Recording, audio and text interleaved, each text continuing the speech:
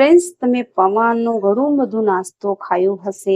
આવી રીતે એકવાર તમે પૌવાનો નાસ્તો ક્યારે પણ ન બનાવ્યું હશે અને ક્યારે પણ તમે ખાયું પણ ન હશે. તો આપણે પૌવાને ધોઈ અને સારી રીતે પલાળીને રાખી દીધા હતા. કેમ કે ટાઈમ હોય કે ના હોય કે આપણે બીજું કામ કરતા હોઈએ તો પલાળીને આપણે રાખી દઈએ, તો જ્યાં સુધી આપણું બીજું કામ થાય ત્યાં સુધી આપણા પૌવા સારી રીતે પલળી જાય. તમે જોઈ શકો છો આવી રીતે કેટલા સારા પલળી ગયા છે અને મેશ થઈ જાય આવી રીતના જોઈ શકો છો. તો ફ્રેન્ડ્સ, આજે આપણે પૌવામાંથી નવો નાસ્તો બનાવીશું જે બહુ ટેસ્ટી અને સ્વાદિષ્ટ બને છે. તો આપણે લીલા ગાજર ઉમેરીશું, એનામાં થોડાક આપણે તીખા મરચા લીધા છે, એનામાં આપણે ઉમેરીશું કાચું બટેકું ક્રશ કરી નાખ્યું. હવે વધારે એના ઉપયોગ આપણે કરીશું ધાણાનો. હવે એનામાં આપણે મસાલો ઉમેરીશું. તો આપણે 1 ચમચી જેટલો જીરો, 1 ચમચી જેટલો આપણે પીસેલા ધાણા ઉમેરીશું અને એનામાં લેશું કસૂરી મેથી, તો એ પણ આપણે એનામાં ઉમેરી નાખીશું. સ્વાદ અનુસાર આપણે મીઠું ઉમેરીશું. હવે એને આપણે બધાને મિક્સ કરીશું. આવી રીતના તમે જોઈ શકો હાથોથી આપણે સારી રીતે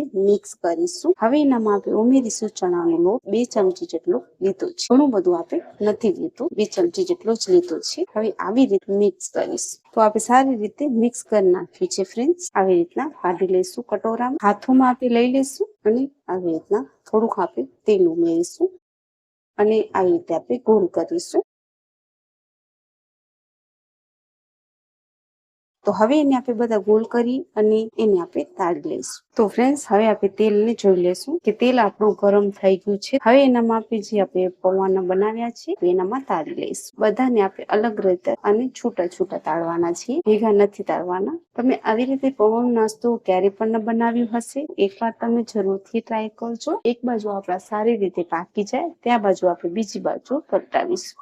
ફ્રેન્ડ્સ, આપણે એક બાજુ પાકી ગયા છે, હજી આપણે બીજી બાજુ પલટાવીશું. તો તમે જોઈ શકો છો આવી રીતના થોડા થોડા બ્રાઉન થઈ ગયા છે. આવી રીતે બિલકુલ તૈયાર થઈ ગયું છે. તો આવી રીતે જો મારો નાસ્તો પૌવામાંથી આપણે અલગ નાસ્તો બનાવ્યો છે, જો તમને ગમતું હોય અને જો તમને સારું લાગવું હોય ને, તો ફ્રેન્ડ્સ તમે મારી ચેનલને લાઈક કરજો અને સબસ્ક્રાઇબ કરજો. ત્યાં સુધી તમારું ધ્યાન રાખજો ફ્રેન્ડ્સ. ધન્યવાદ.